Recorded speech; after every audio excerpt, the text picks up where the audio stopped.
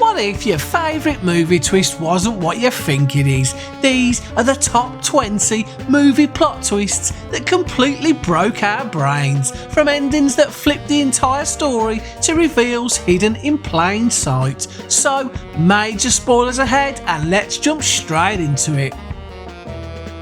Kicking things off at number 20 is Wes Craven's deconstruction of the horror genre, Scream. The film is populated by characters who have seen all the usual horror movie tropes and know all the rules, yet they still find themselves hunted by a masked killer who seems to be capable of supernatural speed and teleportation.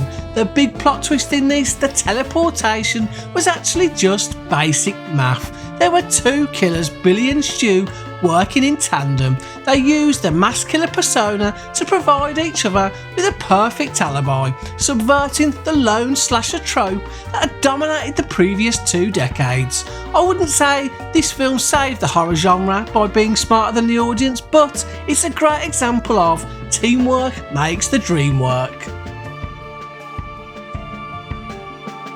At 19 is Saw, a grimy, claustrophobic thriller that focused on moral choices. 2 men wake up in a bathroom chained to pipes with a dead body in a pool of blood between them. They're forced into a psychological game by the unseen jigsaw killer to test their will to live. The plot twist, the wow moment, the corpse in the centre of the room stands up. It was John Kramer, the jigsaw killer, the entire time. He wore a prosthetic wound and used a drug to slow his heart rate, watching his test play out from the front row. It's a brilliant bit of low budget ingenuity, but from a practical standpoint, you have to respect the absolute core strength and patience required to lie perfectly still on a cold floor while 2 guys scream and saw their own legs off.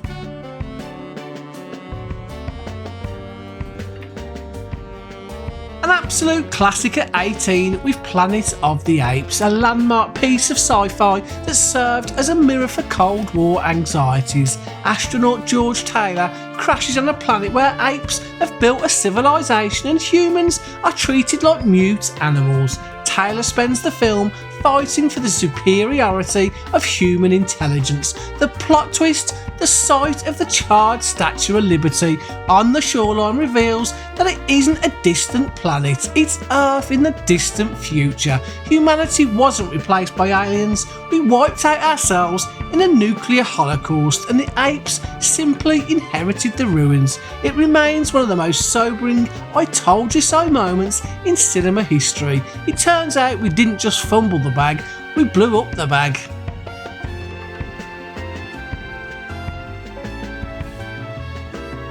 At 17 is Identity. Taking a cue from Agatha Christie's And Then There Were None, the film gathers 10 strangers at a storm-drenched motel as they're picked off one by one. The film balances a classic slasher mystery with a parallel plot involving a death row inmate's sanity hearing. The big plot twist, the 2 worlds collide when we realise the motel doesn't exist. Every stranger is actually an internal personality of the inmate, and the murders are a therapeutic attempt to eliminate his violent personas. The twist is that the weakest personality, the child, is the true killer. It's a creative spin on the whodunit genre, though it's basically just a very high stakes battle royale taking place inside one dude's brain.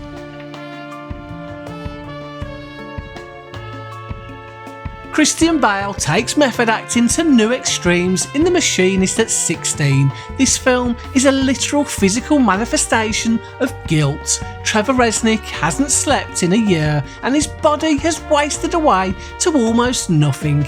He is haunted by cryptic notes on his fridge and a co-worker named Ivan who seems to be sabotaging his life.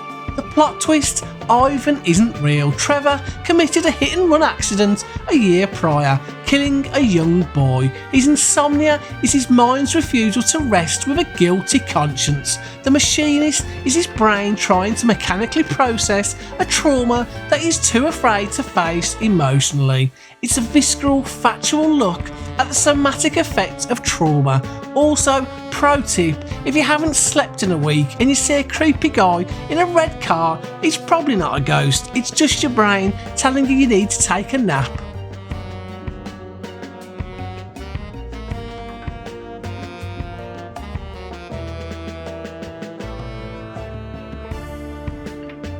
Tim Robbins puts on the performance of a lifetime at 15 with Jacob's Ladder, a deeply atmospheric film that blends post-war trauma with religious imagery. Jacob Singer is haunted by horrific, demonic visions in the subways and alleys of New York. We're led to believe he's the victim of the ladder, a government-tested combat drug that went horribly wrong. The plot twist comes when we realise the demons aren't government agents, they're Jacob's own attachments to life. The twist reveals Jacob never left Vietnam. He is currently dying on an operating table. The entire film is his journey through purgatory as he struggles to let go of his earthly life. It's a profoundly spiritual and heavy look at the process of dying. At 14, we have A Beautiful Mind, a sophisticated character study of Nobel laureate John Nash. The narrative skillfully places us inside Nash's brilliant but fractured mind, framing his work in cryptography for a shadowy Department of Defence agent. We see the world as he sees it, clandestine, dangerous and vital. The big plot twist, well, the film pulls the rug out by revealing the government handler, the roommate and the secret drop-offs are all hallucinations caused by Nash's paranoid schizophrenia. The narrative effectively gaslights the audience, forcing us to reevaluate every interaction through the lens of a psychiatric break. It turns a global spy drama into a heartbreakingly quiet story about recovery. It's also a very intense reminder that if your best friend never ages and your boss only meets you in dark sheds, you're probably not a spy. You're just having a really long conversation with a brick wall.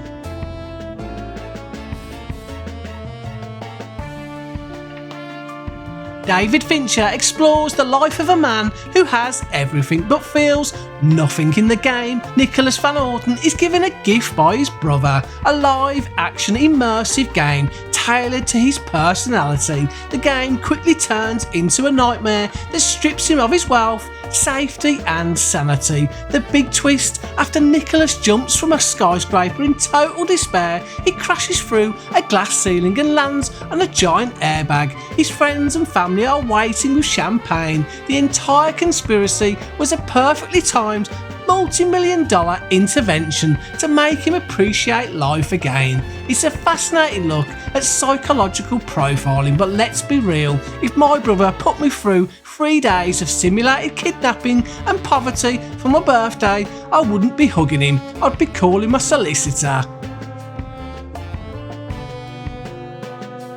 Memento is at 12. Christopher Nolan used a non-linear backward structure to simulate Leonard's anterior-grade amnesia. We experience his confusion and his desperate need for justice as he uses a system of tattoos and Polaroids to find the man who killed his wife. The plot twist, well, the intelligence here is that Leonard is a completely unreliable narrator. He's already killed the real culprit, but he intentionally manipulated his own clues to create a new John G. to hunt. He trapped himself in a cycle of revenge to give his life meaning. It's a tragic study of how we use memory to justify our own actions, a movie that plays with the audience minds and begs to be watched multiple times to make sense of what is actually going on. Just missing out on a place in the top 10 is Psycho. Hitchcock broke every rule of cinema by killing off his lead actress 30 minutes into the film. We are then shifted into the perspective of Norman Bates, a soft-spoken young man who seems to be living under the thumb of his jealous, murderous mother. The plot twist? In the fruit cellar, we discover Mother is a taxidermied corpse. Norman murdered her years ago and, unable to handle the guilt, developed a dissociative identity. He becomes Mother to protect Norman from his own desires, resulting in the famous shower scene. It's the film that essentially birthed the modern slasher and used Freudian psychology as a weapon. It's also the world's best argument for moving out of your parents' house before your hobby becomes taxidermy. At number 10 is American Psycho. Set against the backdrop of 1980s yuppie culture, the film follows Patrick Bateman, a man who is a literal hollow shell of a human. It's a biting satire on consumerism and the erasure of identity, where Bateman tries to feel something, anything, through a series of increasingly depraved murders. The plot twist: after a frantic confession, Bateman discovers that his lawyer supposedly had dinner with one of his victims in London. This suggests an unreliable narrator twist. Either the murders were entirely internal fantasies born of boredom, or society is so shallow and interchangeable that no one even notices a serial killer is in their midst. It's a brilliant critique of the greed is good. It leaves us with the question: is he a prolific murderer, or is he just the guy with a really disturbing and weirdly specific obsession with Huey Lewis and the news? Get Out is at number 9. Jordan Peele uses the horror genre to provide a sharp, factual commentary on the commodification of black bodies. We follow Chris to a secluded estate where the liberal friendliness of his girlfriend's family feels increasingly performative and predatory. The plot twist: Chris isn't Rose's first black boyfriend. She's been bringing men back to her messed up parents for years for the coagular procedure, a horrific medical ritual where the brains of elderly white people are transplanted into black bodies to achieve a twisted version of immortality. The sunken place is a metaphor for the total erasure of identity. It's a chillingly intelligent take on systemic exploitation. The moral of the story: if the garden party starts feeling like a cult recruitment meeting, don't hang around for a cup of tea, get your coat and get out. At number 8 is Shutter Island, a masterclass in gothic atmosphere. US Marshal Teddy Daniels investigates a disappearance at an island for the criminally insane. He begins to suspect a Manchurian Candidate-style conspiracy involving brainwashing and Nazi-era experimentation. The plot twist: Teddy is actually Andrew Ladis, the most dangerous patient on the island. He killed his wife after she drowned their children, and his brain created a conspiracy to shield him from the pain. The doctors allowed him to play out his martial fantasy as a final attempt to break his cycle of denial. It's a deeply empathetic look at the crushing weight of grief. It also leaves us with the question: is it better to live as a monster or to die as a good man?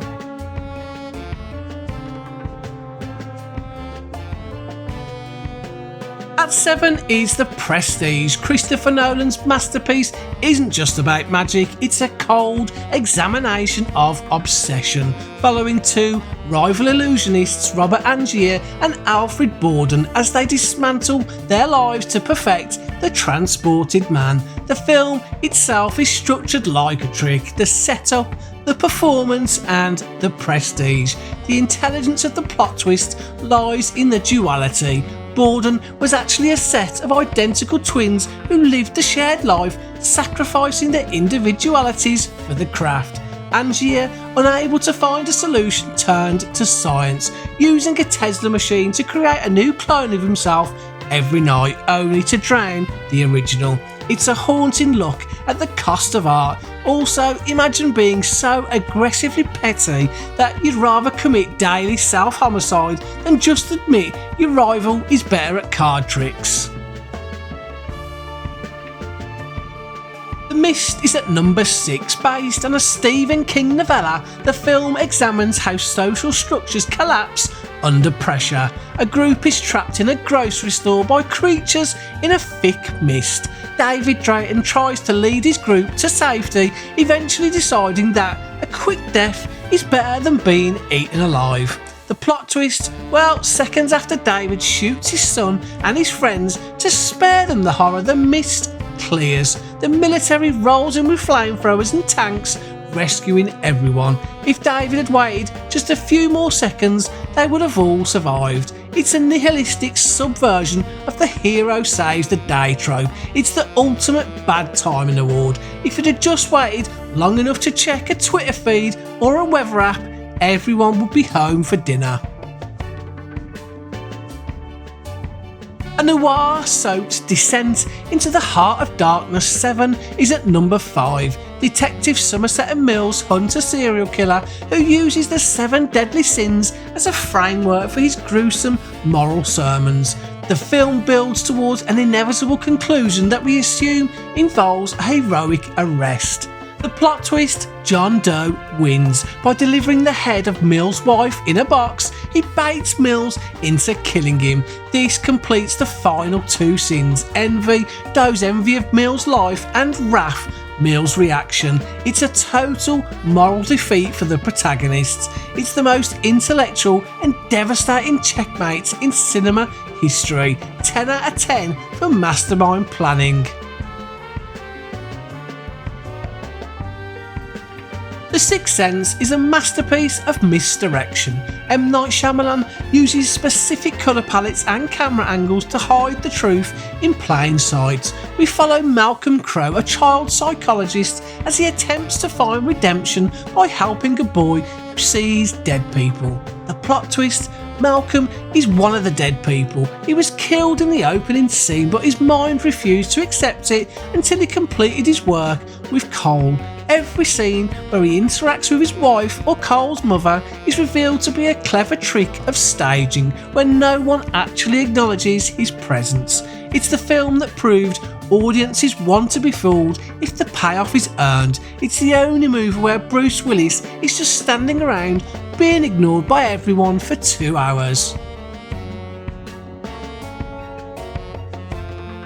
Fight Club takes the 3rd spot, a visceral exploration of the lost generation and a search for meaning in a world of IKEA furniture and corporate monotony. The narrator finds a release in Tyler Durden, a charismatic nihilist who represents the untamed ID that the narrator is too repressed to express. The twist reveals that Tyler Durden and the narrator are actually the same person. The Fight Club wasn't a partnership, it was a total psychological fracture. The narrator was projecting his desire for chaos onto an imaginary friend while his body performed the actions. It's a masterclass in psychological foreshadowing, but practically every time you thought Tyler was being a legendary anti-establishment hero, the narrator was actually just in a parking lot beating himself up while the neighbours watched in total silent confusion. And taking the runner-up spot is The Empire Strikes Back. The film famously deconstructed the hero's journey. Luke Skywalker leaves training early, driven by impulse and emotion to go save his friends. He believes he is facing the man who murdered his father, the personification of pure evil in a black suit. The big plot twist, in a moment that subverted the binary good versus evil trope of the time, Vader reveals he is Luke's father. This wasn't just a shock, it added a layer of Shakespearean tragedy to the mythos. He humanised the monster and gave Luke a far more complex path. Redemption instead of just destruction. It's the ultimate I'm not angry, I'm just disappointed moment. It's also arguably the most expensive and dramatic way in history to avoid paying 20 years of backdated child support.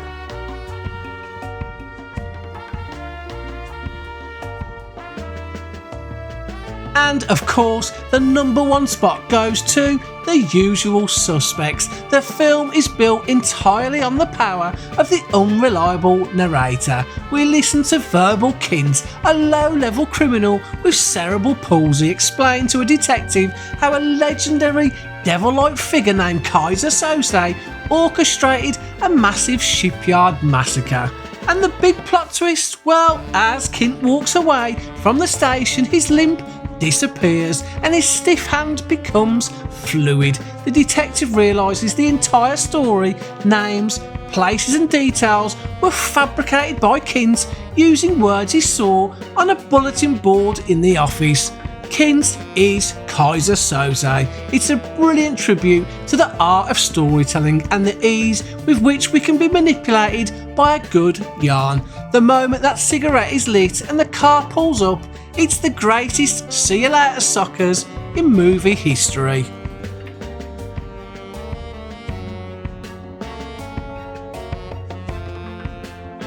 And there you have it, 20 times Hollywood played us for absolute fools. Which of these reveals left you staring at a wall in total disbelief? And which one did you see coming from a mile away? As always, drop me your thoughts in the comments. Don't forget to like the video and please subscribe to the channel for more great movies, video games and top 10 lists. Also, check out the pinned comment for details of our £200 Steam giveaway. You don't want to miss out on that. Thanks for watching and until the next time, see ya! Game over. Videos and I'm in my eye.